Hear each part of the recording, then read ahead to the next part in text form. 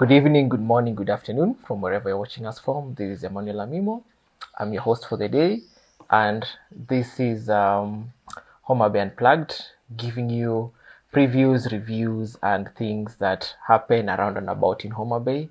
And today we have a wonderful guest who will introduce himself and tell us more about himself. So, welcome to the show. Thank you so much, Amimo. Yeah. So my name is Lucas Olewe. Hi. I'm a graduate teacher, a full-time farmer. I also run a startup that is called Acton Investments Limited.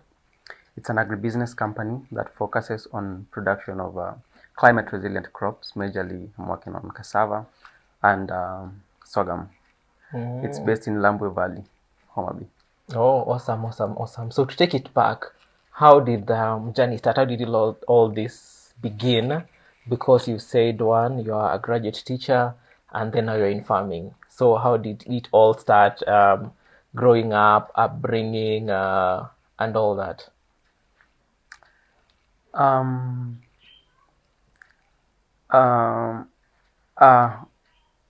where I come, long time ago, I saw my parents, my relatives, and the people from the place I come from. People used to grow a lot of cassava. Yeah. And when I was in my last year in college, I was just thinking of what else I can do after graduation before I get employed by TSC, of course, being a teacher. Oh yes. And That's true. what came into mind first was farming, and it was I was very specific about cassava because during that time, around 2019, I pictured whatever was taking place at home, and I noticed that I could realize that cassava was not as much as it was being produced when we were children, we were growing up. And so it was from that moment, I think it was in second semester of my final year, that I started the journey of finding out why cassava was not being produced as it was before. And that's why that's when the journey started. Oh, for cassava. Yeah. And then, so why specifically cassava? Is there like a special inclination that you had with cassavas that drew you to this particular kind of business? Yes. One, it's the money, because I remember when growing up, I used to see my uncles reaping a lot of money from cassava. Yeah. And they had built nice houses, and the kids were going to better schools than most people who are not doing a commercial cassava production. So first thing was the money, and then later on, when I was doing my research into cassava, I borrowed a lot from Nigeria, where I noticed that cassava is the biggest income earner crop for Nigerians. Yes. And doing my digging into that, I realized that it is due to the fact that it is a versatile crop that has so many uses, and could potentially create a lot of opportunities for farmers, for different people along the value chain. Yes. So that's why I was stuck on cassava. Yeah. Yeah. So how has it been so far? Like, how has the journey been trying to get into this new way of farming? This is my fourth year in farming. Yeah. Specifically cassava. Wow. The journey has been great with lots of lessons. To this moment, we have not actually achieved our goal for commercializing cassava production due to a few challenges, the major one being access to quality seed. And as a result... How is that so? How is it hard to access that? And then also maybe just thinking, like we normally just see cassava as like a basic crop that you can easily access and get and all these other things. And then now we have a shortage of cassava. You're like, I think it grows. That's the misconception that we normally have. Yeah. Yeah. And yeah, you're right, because I remember another time somebody told me in northern Kenya it's considered a herb because it grows by itself. By itself, yes, yeah, that's what I thought. Yeah. Interesting. So cassava is the mode of propagating cassava is vegetative, to mean you plant cassava from a cutting, so it doesn't have a seed. So it means you can't walk into an agrovet and buy cassava seed. Wow. So that fact alone makes it quite hard for a crop like cassava to it makes it quite hard for a crop like cassava to be accessed. I mean, for its seeds to be accessed, and also its quality to be checked.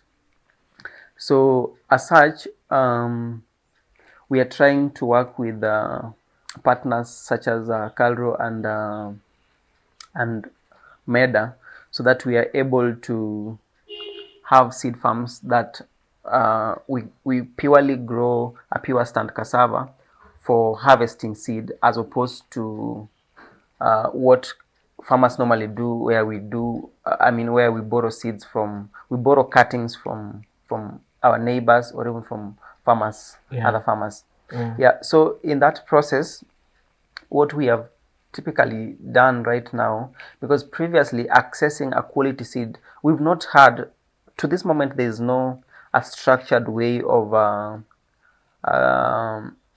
getting a clean cassava seed, whereby there's no structured way for batching, for packaging cassava seeds.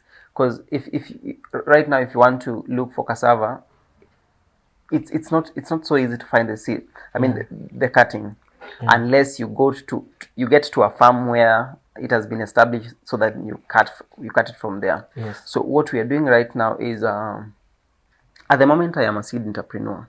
Yeah. To mean I am specifically growing cassava for seed.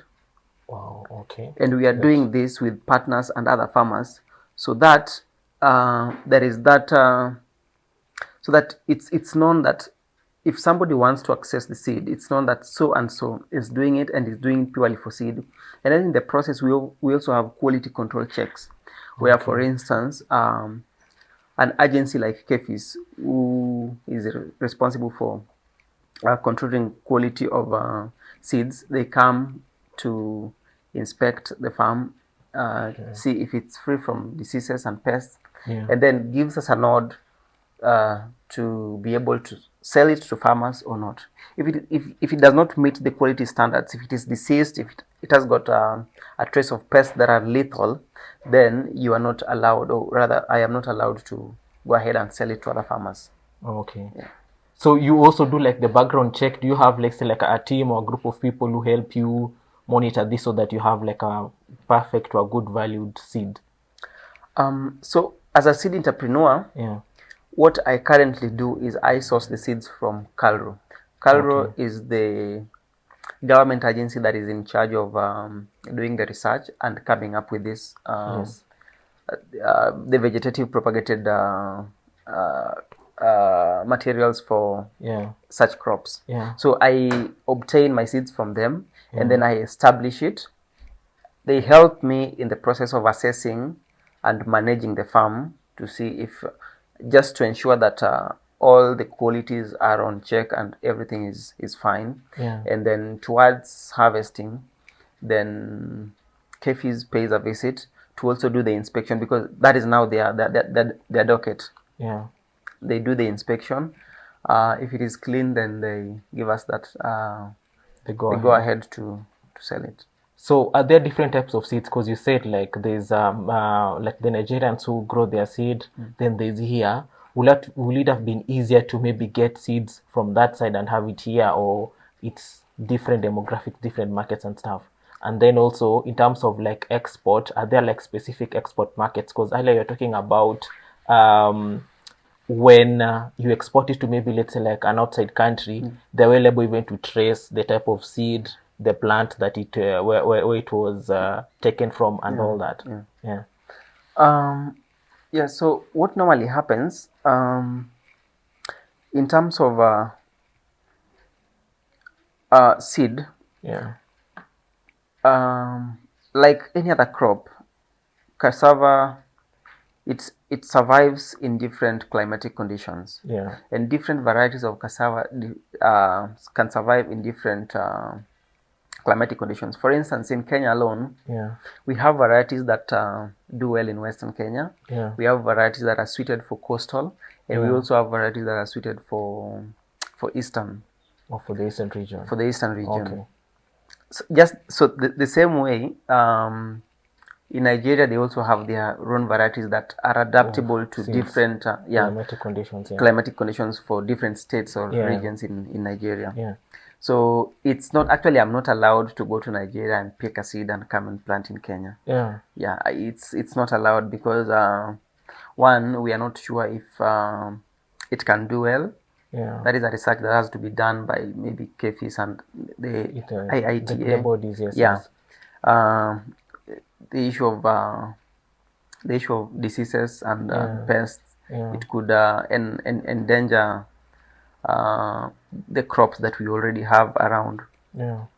So we just have to source our seeds from the locally and from approved institutions that are responsible for doing that. Yeah. And then in terms of accessing markets, different markets have different requirements. Yeah. For instance, when I'm processing cassava for the local market, Yeah. the way I'm going to prepare is different from the way I'm going to prepare a market for, to process a cassava for an external market. For instance, UK. Yeah. For local market alone, I will only need to scrub the outer layer of the cassava and sell it in the local markets. I mean, so the markets, and then when you mean taking it to eastern, to central, to the coastal region, the way you said they're all different. So if you're planting it here, how will they be able to plant it in all these other regions? So for instance, the varieties that we are planting, or the one that right now we have at the farm, at our seed farm, that is specifically meant for the western region. So I can only sell it to farmers in western region. Yeah. In the western region of Kenya. Western region of Kenya. Yeah. Okay. Yeah. Okay. If I take it to central, to central or even eastern, it may not perform well. Okay. Yeah. Okay. And it's needless establishing, or rather planting, something that is not going to be profitable to a farmer in a different region. So it's advisable that if you come from western, you source your seed from your seeds from western. Okay. Yeah. Okay. And then now, are these seeds viable for export? Seeds, are they viable for export? Okay, that is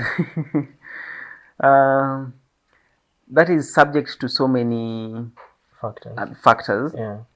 One is upon inspection and certification by KFIS. If there are protocols that have to be followed to ensure that whatever we are taking out of the country does not contravene any the safety protocols. Okay. And because it could also endanger the other plant species in the other areas. Yeah. So to that moment, I am not so sure because it's it's beyond our. Okay. And the end product, because I've seen you also exhibit with things made of cassava. So is your company also geared towards producing, like making the produce out of cassava? And are there specific things that you get to make out of cassava or from cassava? Yeah, of course we are geared towards commercializing the full value chain of cassava. Yeah. And that's why we are saying, for us to realize substantial yield, then we have to address the basic factor, that is seed. Yeah. So right now we have one of the best seeds in Kenya that is suitable for Western region. Yeah. So what we're doing is that once this seed is ready, and once the Kefis guys give us a nod to go ahead and sell the cuttings, then we are also going to use a part of that to establish our own commercial farms. The next step will be to engage more farmers, maybe through contracting them, so that we have a bigger acreage under cassava. So then after that, we are going to address the issue of market. We are also going to work with the same farmers. Once they have produced cassava, we are going to be able to source this cassava from them, thereby giving them a market and a source of income. We process this cassava and then hit the road to the market. Already we have some linkages to various markets across the nation. Okay. And then are there, what products have you been able to make from cassava that you also been able to exhibit, that you see there's a potential market or need for it? So there are actually there are lots of products that you can make from cassava. Right now, the Kenya Breweries Limited is doing a research on using cassava to produce alcohol. So if that is something that can take place anytime soon, then it would provide a very big market for cassava farmers. And cassava is also used in the manufacture of starch. Kenya imports almost 95% of its starch. So if we can produce enough cassava within Kenya, then we are able to produce to take advantage of that market and provide supply cassava to such farms. There's currently there is a policy in the parliament that each and every packet of flour should be having at least 5% of cassava in it. So if such kind of a policy can be enacted into law, it then means that you're going to have a lot of demand and market for cassava. So these are some of the things that we are already looking at them. These are opportunities that they're just lying, and for them to be actually realized, then something has to be done. Because if today the policy, for instance, is enacted, we do not have enough cassava to supply. So that's why we are trying to work around the clock to ensure that, one, we have quality seed, two, we have set up, or rather established, a good acreage of cassava, so that when these opportunities actually come into reality, then we are able to meet the market demand. That's amazing. Okay, so what does the future look like in relation to commercializing these cassavas, and also you providing seed, and then you also want to scale up to have to be able to also even satisfy our need as Kenyans, as Africans, and even to the global market also, like as an alternative resource. So what does the future look like? And then also in doing this, have you been doing this solo, or there's been like seed funding to be able to expand and do all this? So I can say that the future looks very promising. One, because of the climate change. Like I said, the main reason why we're doing cassava is because it's a climate resilient crop. Cassava and sorghum are very climate resilient. And from the things that we are seeing right now, we need to plant crops that are going to be adaptable, or are able to adapt to the changing climate. And so definitely cassava is one such crop that we can't really have this conversation without it. Two, in terms of value chain development, cassava has a lot of, it has a lot of potential in creating jobs and bringing income to our country. Let alone our region, maybe Homa Bay. Because cassava is a very labor-intensive crop. So all the way from seed production to planting to harvesting to processing, I see a lot of opportunities. Unlike most of other crops, I see a lot of opportunities being created throughout the value chain, including transportation. It's a very bulky crop, and for instance, cassava is 70% water. And so it means if I have farmers in Guasi who want to bring it to our processing chamber in Lambwe, we need trucks to do that. Okay. That's transport. That's job that has been created for somebody to transport it. And mind you, we are only transporting 30% of what we need because it's 70% water. So I see a lot of opportunities, and also for entrepreneurs or SMEs that would want to produce things like the confectionaries, say cakes, chapati. There's what we call karu, all those things. It's very possible with cassava. So if people can explore that, the value addition bit of it also, I see a lot of opportunities being created for young people and for startups. And you doing this, so have you been doing it solo, or you are funded, or you networked with different kinds of people? How did it come about to be able to be where you are now? It's a blend of all those. When I started the company, I have co-directors at the company.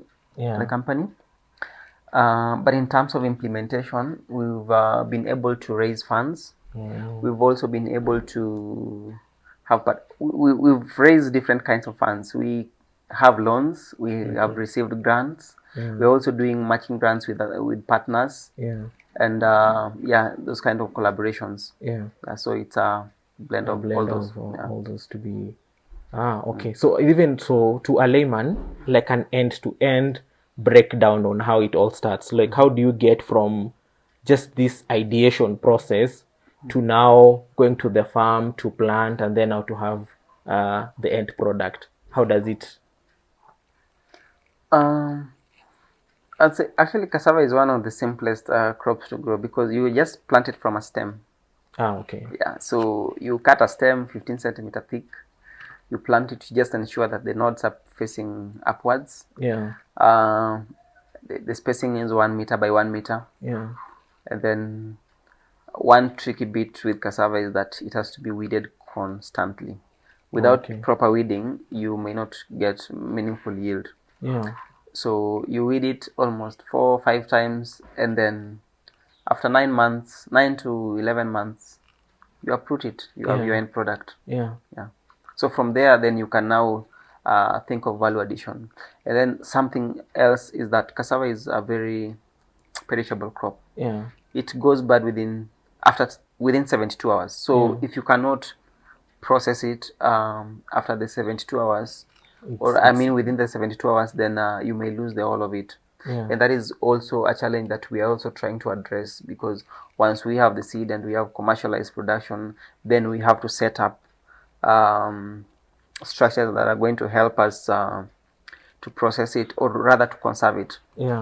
And in that we are on our mid stages of developing, establishing solar dryers that are going to help us to do the drying and thereby avoiding wastage in the process. Okay, and then by the stems, by the seeds, you mean the stems? Yeah, those are the. Exactly. So now, how is the packaging of those if you need to, let's say, like export or to take it to other different regions?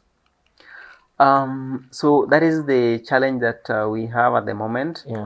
And it's also a challenge that is beyond our control, because, like I was telling you, most of these vegetatively propagated plants, we have not yet, as a nation, we have not yet established a proper structure of handling their seed system. So, and a lot of work is right now being done on the seed system of cassava, sweet potato, and even the Irish potato, so that we are able to have a standard way of packaging, labeling, batching them, so that it is traceable. We can be able to trace the source of seed. And makes sense. So we'll just continue. We'll go to like to the sponsors, and then I will come back again and just wrap it up. So keep it locked. This is Homa Bay Unplugged. Voices from the heart of the lake. We'll be back in a short while.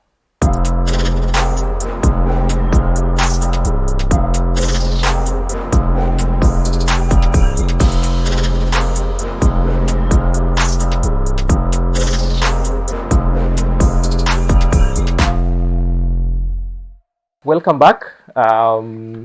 We are having an amazing conversation on our channel, Homa Bay Unplugged, the voices from the heart of the lake. And with us today, we have an amazing entrepreneur who's into cassavas. I know the usual cassava that you talk about, but cassava, the plant that we eat, that's nutritious, and then that also helps us grow. And then also one interesting bit that I've seen, apart from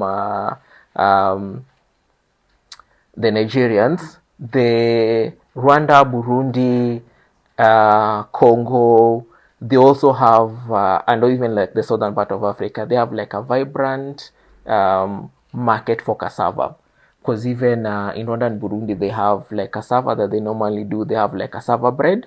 They also have cassava that they used to make ugali with, and they also do like cassava leaves because they don't have skuma wiki or mbogas there, so they normally just use a lot of cassava leaves as their vegetable. Yeah. So it's like a diverse crop that like just basically use everything from it's like the covers, the product itself, the leaves, the stem, the stem, everything. Yeah. So that's also because I don't see most people consuming cassava leaves, but in other countries I see the consumption of it. Yeah, in Kenya we haven't, we are not so much acclimatized to that. But in other parts of the world, cassava leaves is actually it's very proteinous. It has a lot of proteins. I've tasted it. Yeah, it has an acquired taste. Yeah. And then the flour also, though I know a few people who are already doing bread, cakes, yes, the bread, flour, even in Kenya. Yeah. Even within Homa Bay, I know a few people. Yeah. But it is we have not yet explored that so much, and I think it is an opportunity that for me, how I look at it is that young people or even startups really need to think about it, because it's a big venture. Yeah. And then also, for instance, what happened in what has been happening from 2021, the war between Russia and Ukraine, that really reduced the importation of wheat into the country. It really made the price of wheat to skyrocket in Kenya. But we have an alternative, and so that's why actually those are some of the things that pushed us really hard when we were beginning this in 2021 to really work on cassava, because we are looking at a situation whereby if such a thing happens, and say the supply of wheat is into Kenya is cut, so what then happens? We're not going to afford bread. We are not going to buy bread from our shops. So then, but we have, I feel that we have the solutions locally, and we just need to put in the work. Okay. Yeah. Really insightful. Do you see yourself for now going back to education, or now you're settled in farming, or the only education that you'll be doing is to educate farmers on cassava farming? I think much of the impactful education that I could do is what I'm doing right now. I feel it's way better than what I would be doing right now in class, because in class it takes a lot more time for you to pass the knowledge to the child, and then for the child to grow to an adult to use that the knowledge that you gave to them. But right now I am giving it to you. I'm giving it to you, and you use it right away. So I feel what I'm doing right now is much more impactful, and I'd love to be here. Okay. Yeah. Yeah, that's way better. And also in terms of like scale and employment and just opening an alternative source of employment, because this is like a new frontier that people are also getting employed, from the truck drivers to the farmers to the people harvesting to even the people that are getting seed from, let's say like Carl or researchers. Like it's an entire chain of an alternative source of employment. So even to a scope of it, and even to encourage the youth out there in terms of alternative source of employment, is a word of encouragement to them. And also, what's the scope of the level of employment? Like how many employees do you have, and scaling up, how does it look like? At the moment, I'm working with a team of around 7 people. Yeah. But also, aside from that, I also partner with many others. For instance, we are working very closely with an aggregator in Rangwe, Yeah. who has also employed over 20 people working for them. Wow. And so I look at it as for us to create most of these opportunities, partnerships and collaborations really play a big role. Yeah. That's really interesting. So, as we wrap up, what does the future look like in terms of like Cassava, and also in terms of employment, and also working with like different organizations? Like, are you into? Are there also like mentorship programs or forums to exhibit and also to collaborate with other farmers to help promote and build this scope? Yeah. So one thing I'd say, looking to the future, Yeah. as a region, we really need to have that crop that we identify ourselves with, Yes. and that is suitable for our region. And Yes. I think cassava can be one of them, Yeah. being that our climate really suits cassava production. Yeah. And it's not as it's not so expensive to establish. So I think we have an opportunity to take advantage of this highly potential crop.